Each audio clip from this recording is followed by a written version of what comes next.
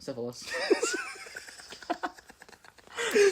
It means nothing. You know, the second you said that, I actually thought of the Kurt Vonnegut story. Have you read any Kurt Vonnegut? Other than the boring one, which is Cat's Cradle. I have not read Cat's Cradle. Don't at me. Oh, which one have you read? Slaughterhouse 5? No. Have you read no Kurt Vonnegut? Yeah, Mr. was the one who read Cat's Cradle and told me it was his best. Go and read Kurt Vonnegut. What are you doing? I have to get through. It is funny as hell. Brandon Sanderson first. Oh, okay, yeah, that's true. Your reading order actually sucks. I'm not gonna lie. I have to get through Sanderson and then the three body problem trilogy. Oh my god, the best sci-fi series of all time. Then Rukio, and then I can read somebody else finally. Rukio? Isn't that how you say it? It's like Rockio, dude. Oh, my apologies, Rukio. Christopher Rockio. My apologies, Christopher Rukio. You want to talk about Admiral Yi now? Yes! Oh my god. That final episode is so good. So if you guys watched the last podcast, we talked about Admiral Yi at the end, but we didn't get to finish and actually talk about it, so we're going to talk about it now. Oh my god.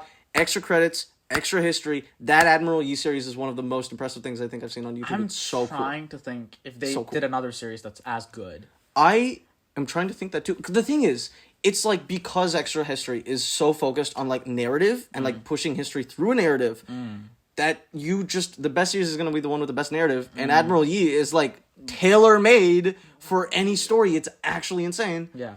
I think the episode with the assassination of Franz. Yeah. I feel like if you go into that the first time, but the thing is that's so calm and it's like... Just that episode, though, is so heartbreaking to me. Really? The ending where he's like, please for our children. The way they played it out. No, I don't usually feel emotion and stuff. Like, I have 3 emotions.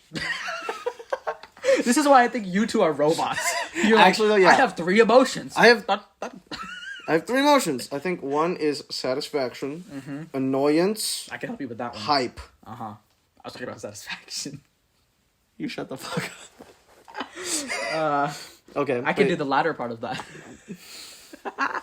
This is horrendous. Okay. Yes. But that's literally it. So I don't usually feel sad when I read things. I don't usually feel scared when I read things. Sometimes I feel like a physiological response. Did I ever tell you about when I read Dan Wells' like I'm Not a Serial Killer stuff?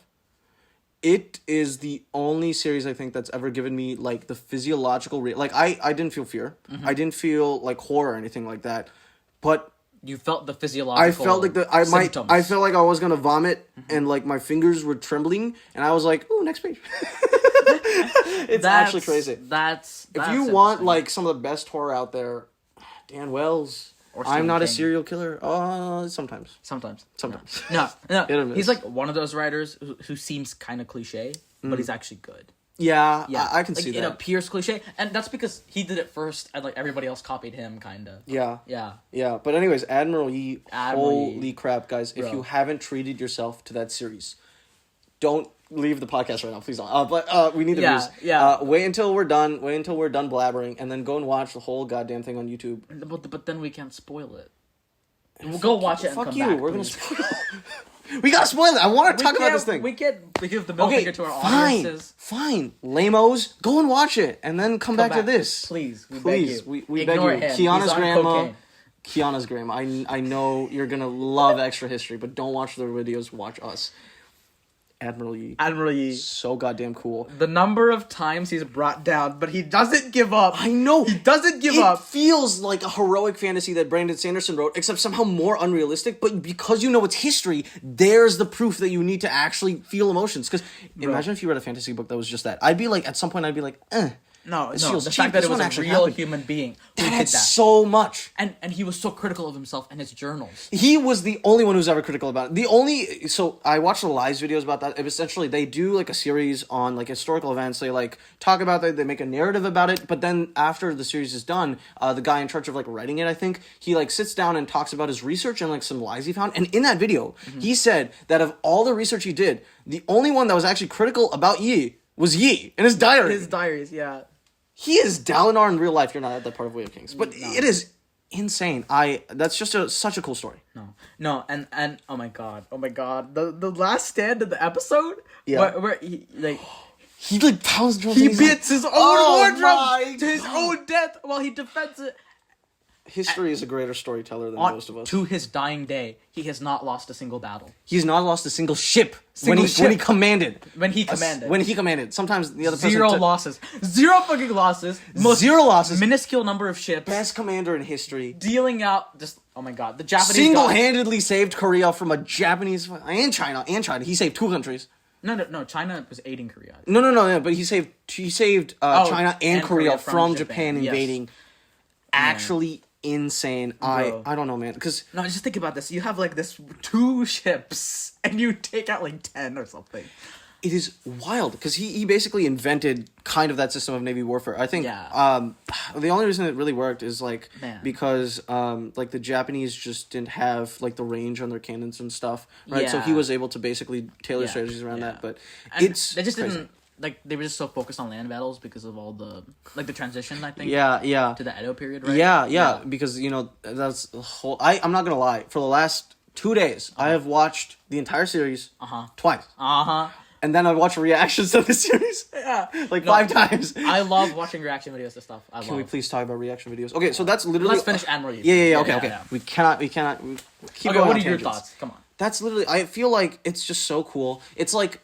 So there's a few things that I think really make it like one of the best stories I think that's ever been told. One is that simply you have that foundation of it being a real event. Like, you know it actually happened. It's crazy that way. Have you seen Fargo? No. Okay. Well, I can't tell you that. Okay. But this is the same reason why I really like Hacksaw Ridge. Like, that's my favorite movie. Because it's like the same sort of vein, right? It's like heroic. It's just one guy doing a really, really damn good thing. And it's backed up by history. And they had to tone it down to make the movie believable. It's like the most epic thing, dude. It's crazy. And so that's, I think, one big component of why some of these stories work. And then the other part is that he's legit, you know, like it's a very underdog story. It's the most underdog type of story you can get. He is impossible odds. Everyone is counting on him. There are 2 countries on his back, his stake. And like... Yeah, I wonder how he maintained perfect posture with so much on his back. It's insane. Yeah. It's insane. I mean, obviously, I would not be able to do it. I don't think. No. Can you think of anyone who would be able to do that? I don't think so. Hell no. We don't have the discipline to write, man. Yeah, it's that's so true. Oh my god, he probably wrote more words than me in like his little diaries. Yeah. Than actually. No. Yeah. No, the 2 people I admire most in history are Admiral Yi and Marcus Aurelius. Yeah. Oh, that's interesting. Yeah. Because Aurelius, his book on Stoicism, it was a personal diary. It wasn't meant to be discovered. Yeah. So the way he was legit. Like, it wasn't to put on a show. Yeah. He genuinely believed that the best there's life... that, like, sort of genuine stuff. Yeah, that's what adds that element. It's really cool. Yeah. But honestly, I feel like even without it, even if you just picked up a book and it was just about this and there was no historical context behind it, I still think it would slap because, one, it kind of falls into the tropes I like. Yeah. But then you're also like, of course it's like this because it's fantastical. Yeah. Of course he doesn't lose a single ship. But then it's real life. It's real life. And he doesn't lose a single ship. I know that some of the adaptations, at least from the research I've done, which is like what you've heard, 2 YouTube comments that say that is so this generation.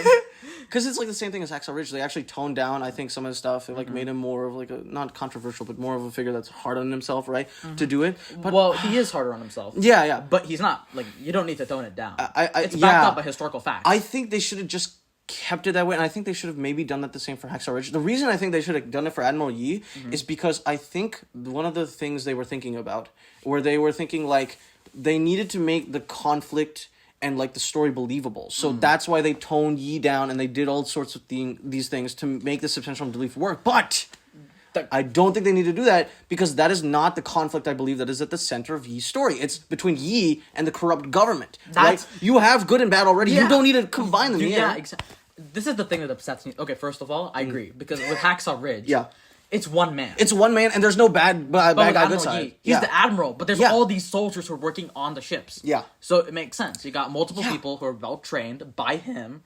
They worked on this R&D island together. It's crazy. It makes sense.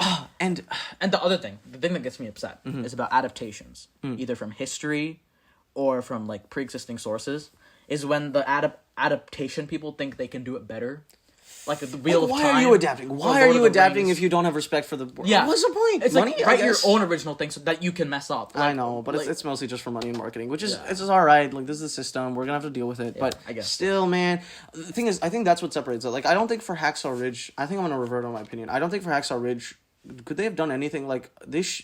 Them toning it down was an alright decision because there's no other conflict there. Yeah. It's not like him against the Japanese. No. It's not like him against corrupt United States. No. Right? Yeah. So there's nothing else to pull from. it's man versus nature or endurance, right? Yeah. But for Yi, it's like government. I don't know. With himself, with remember any of these nature, things. because of the freaking ocean. Oh my god. With the government, with the literal army. Yeah. Like, and you gotta understand, this dude who, like, essentially won, like, crazy battles, like 12 ships against 500, like, insane battles, he never commanded a navy before. I know, right? That's what always... Oh my god. He learned all of this on the fly?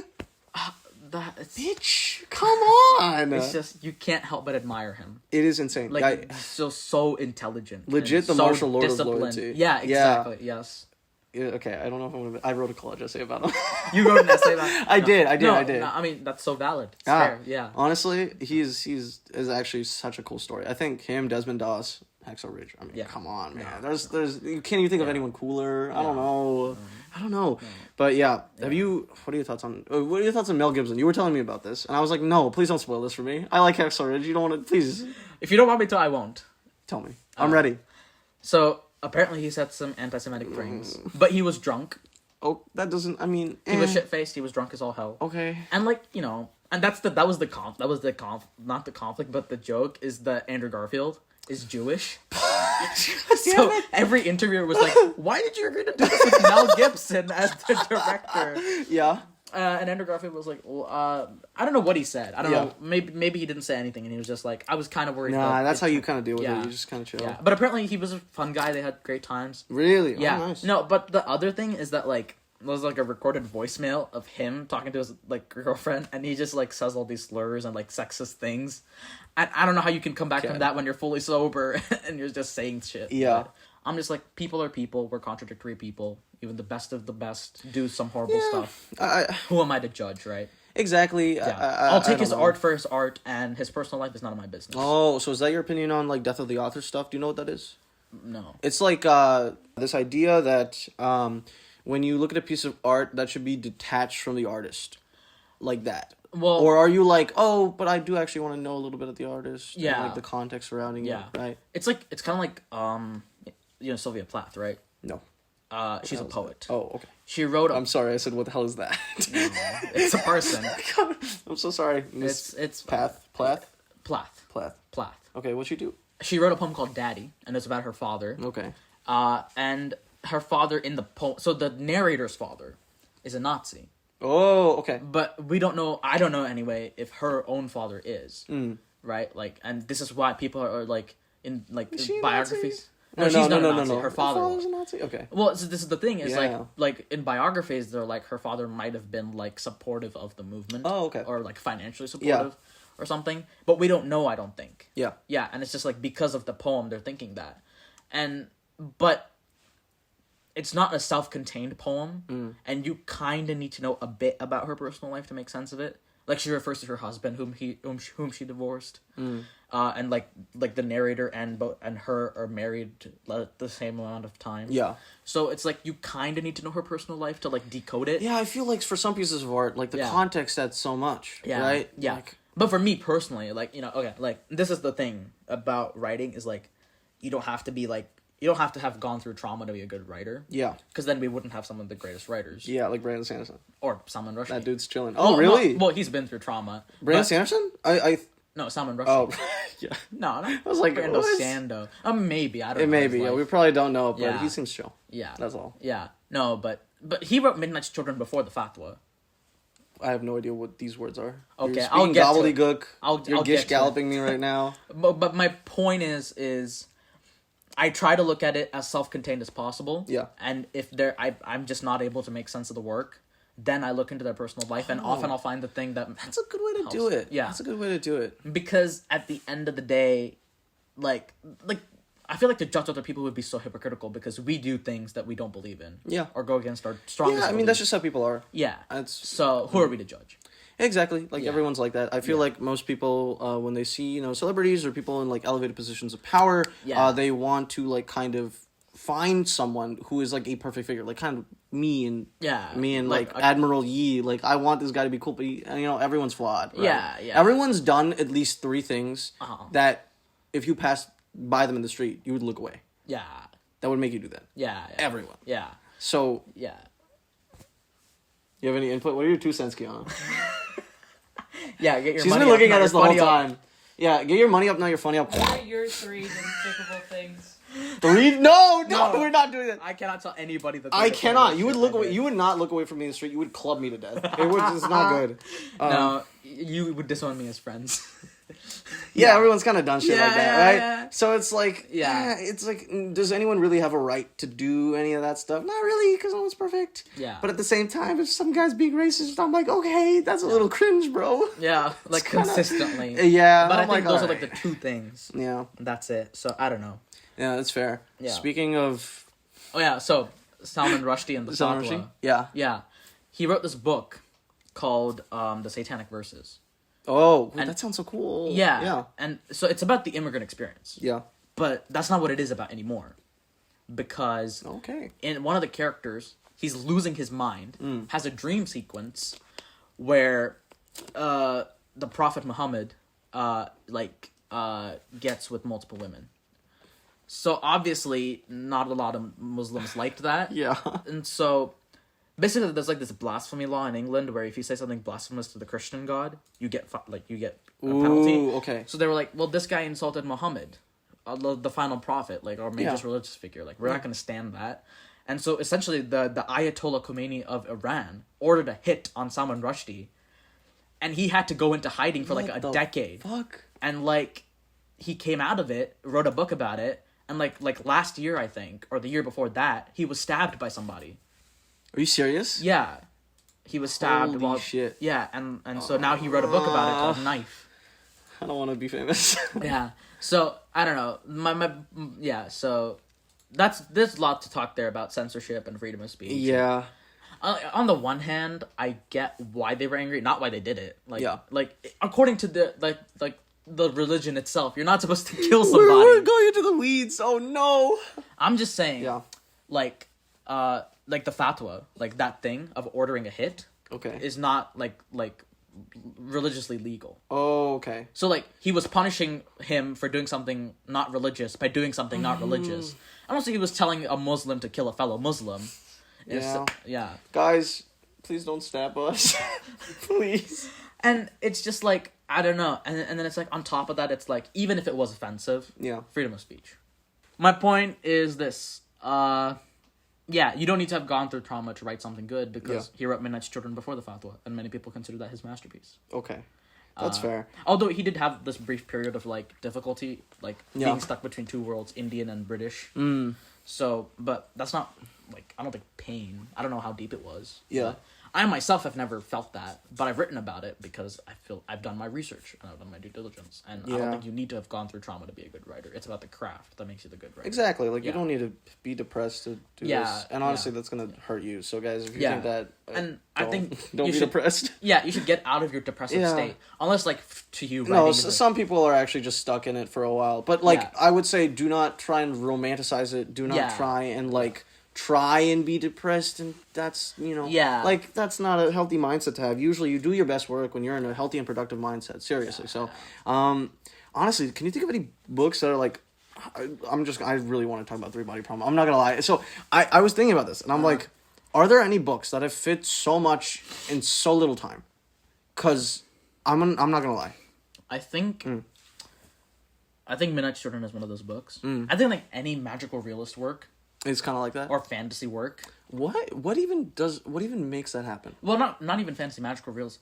It's about the duality. Yeah. The duality of language, right? There's the truth, and then there's like the kind of truth. And as a colonized people, we deal with duality all the time, right? Is this what he's talking about in his work? Well, like any magical realist thing. Oh, okay. Because magical realism is usually about colonization and stuff like that. Well, it's like an early movement. Like, okay. Technically, magical realism is no longer a genre you can attribute to a book. Yeah. Because it refers to a very specific group of Latin American writers in the 50s and 60s. Right? Like Gabriel Garcia Marquez. And so he's a Colombian, and he wrote about, you know, the U.S. occupation and the banana republics and all that stuff. Yeah. So as a colonized people who's like caught between two worlds, the colonizer who's like changing your country and you have no choice but to acclimate, and your own culture that you're trying to preserve, it's like magical realism allows you to do that, where there's like the fundamental truth and like there's like the half truth. Other half truth. That's like the metaphor. You know, you keep talking about magical realism, and I'm like, this is like the coolest shit ever. And then I read it, and I'm like, back to Brandon Sanderson. I mean, did you read Gabriel Garcia Marquez? I read Is 100 Years of Solitude? Yes. I tried. You tried. I tried. I'm sorry. It may not be everyone's thing. Yeah. And I don't know. I like it more than fantasy. It's my favorite genre. But yeah. That's just me. Yeah, that's fair. I honestly, if there is like a reading lull, I will try, because it just sounds so cool. Like when you talk to me about it, you're like, you can do themes and you can do a bunch of symbolisms without anything really to back it up, and that's just expected for the genre. Yeah. Like in the Hello? Yeah. That's so cool. Okay. Like in the book, there's a guy who's like a white guy, I think. Yeah. Who's followed by a bunch of yellow butterflies. Okay. Like he's constantly swarmed by yellow butterflies. Okay. And this is like a part of his presence. Yeah. So it's like there's the fundamental of truth of no, he's not. Yeah. But there's also the half truth of, well, what could it possibly represent? Okay. So two different languages, like, because you can't just like go back and forth from Spanish and English. Yeah. So it's like two different languages put together into one. Oh, that's cool. Yeah. Yeah, I need to check some of that out. But Dark Forest, I'm not gonna lie, it seems like for you, because you say that it's one of the best plot heavy books or plot driven books. People talk about how, you know, good concepts are not, like, should be put beneath good execution. Like, if you can do execution well, you can make any idea happen. Yeah. Any idea happen. Ideas are, like, not there. But the Dark Forest... is all ideas? It's all ideas. Uh-huh. Very minimal on character. Very minimal on, like, even... Okay, there's some description and stuff in there, but most of it is just a jumbling of really, really interesting ideas. 70 to 80% of the book. Its enjoyment, even its objective awesomeness, I would say, comes from its ideas. Yeah. It is actually crazy. And honestly, that's something like kind of helps me out, because I don't know about you. You seem like you're actually focused on like character and like you can do good execution. Yeah. Me? Oh no, I don't think I can do good execution. You think you can work up to it. I think I would try to, and I would like exhaust myself doing it. Yeah, I don't want to do the Patrick Rothfuss fucking Die at the Hill, but 14 for years characters instead of prose, or even just for prose, simple, right? Like the Dark Forest. True. Even if the Dark Forest had like shit prose, even if it had like Wattpad prose, Wattpad authors, but even if it had that would still be top 5 for me, because the concepts are just that incredible. And I really like works that do that, because they give me hope, because I think I'm more of a concept dude. Like I can come up with some crazy shit, at least in my opinion. You guys will probably see if I ever post any of this, and you will too whenever I share something, which I don't. Yeah, for me the thing is I'm not great at just coming up with ideas, and so my ideas come from characters, like things that I can do with characters. But I get what you mean. Is if you're somebody who's really good at coming up with ideas that have never been done before, which if you could still do that after like 20,000 years of storytelling, that's amazing. Well, I think anyone can. It's just putting their own unique... Well, okay, so when people say, like, you know, there's no such thing as essentially making something that's never been done before, right? But there is taking concepts that have been written before and, like, writing them in your own new spin. Yeah. But what is that new spin exactly? I think there's 2 different ways to do it. One is like pairing together unique and interesting concepts, right? And then the other one is actually influencing with your style. And your style could be like your prose, like your voice, all this sort of stuff, right? Yeah. Me, I don't think I have a good style, but I can come up with really unique and interesting combinations to create this sort of hodgepodge that I hope people will find really engaging, right? But I don't know. My style is like, I'm going to hit that point, I feel like, in the near future where it's like, I don't know how I can grow past that. Yeah, I don't know. It seems so specific, and I've never written a novel, so I wouldn't know. Oh, are you gonna try? I know you're gonna try your magnum opus. My magnum opus. Insane. Oh my god. Look. I want to publish it after I die. Yeah. Because then I can work on it as long as possible. Oh my gosh, it's actually such a cool idea, but I would never have the balls to do that, because I'm like, I want people to be like, "Whoa, your novel was cool. I want to get some praise." Well, here's the thing. Because my goal is like I'll slowly make changes every single day. Yeah. and like I'll send it to the publisher or whatever. Yeah. But if there comes a week or like 2 weeks where I can't make a single change because I'm just done with it, then I'll I'll publish it before I die. That makes sense. But yeah, but if I keep thinking of ideas, then I'm gonna work on it till I die. You like read me the first couple paragraphs of that, and they were so good. Like you're already hitting the style.